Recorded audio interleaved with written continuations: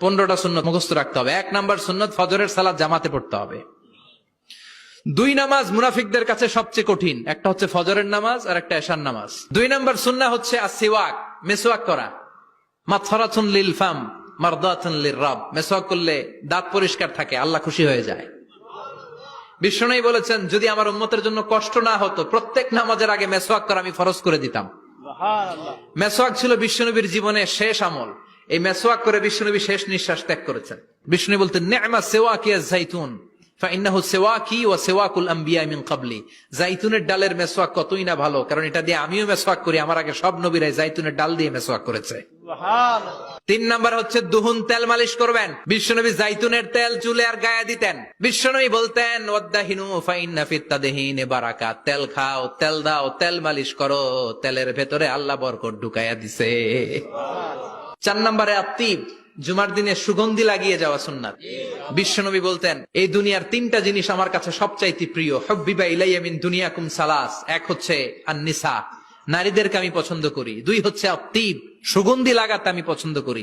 বিশ্বনবীর কেউ সুগন্ধি হাদিয়া দিছে, বিশ্বনবী নেয় নাই, এরকম কোন ঘটনা ঘটে নাই। আল্লাহু আকবার। আবার বিশ্বনবী বলতেন, আরবাউন মিন সুনানিল মুরসালিন। 4টা সুন্নাত সব নবীদের সুন্নাত। 1 নম্বরে আল হায়া, মানে লজ্জা। আরেক বর্ণনা এসেছে আল খিতান, মানে সুন্নাতে খাতনা, এটা সব নবীদের ছিল। আর সেওয়াক, সব নবীরা মেসওয়াক করেছেন। আত্তিব, সব নবীরা আতর লাগিয়েছেন। আর নিকাহ, সব নবীরা বিয়েও করেছেন। চিল্লায় পড়েন আল্লাহু আকবার। আর লিবাস আহসানা সিয়াব, সুন্দর জামা পড়া। নট নেসেসারি যে নতুন জামা হতে হবে, পুরাতন জামাও ধুয়ে আয়রন করে পড়লে একটা সৌন্দর্য আছে না নাই? ইন্নাল্লাহা জামিল ওয়া ইউহিব্বুল জামাল। আল্লাহ নিজে সুন্দর, সৌন্দর্যকে আল্লাহ পছন্দ করেন। এরপরে ইকসারুস সালাহ আলান নবী, বিশ্বনবীর উপর বেশি বেশি দুরূদ পড়া। বিশ্বনবী বলতেন, জুমার দিন শ্রেষ্ঠ দিন, এই দিন আমার উপর বেশি বেশি দুরূদ পড়ো। ফাইন্না সালাতাকুম মা'রুদাতুন আলাইয়া, কেননা তোমরা যে আমার উপর দুরূদ পড়ো, আমি মরে যাওয়ার পরে এই দুরূদগুলো কে পাঠিয়েছে তার নাম, তার বাবার নাম সহ ফেরেশতারা আমার কবরে দিয়ে আসে। সুবহানাল্লাহ।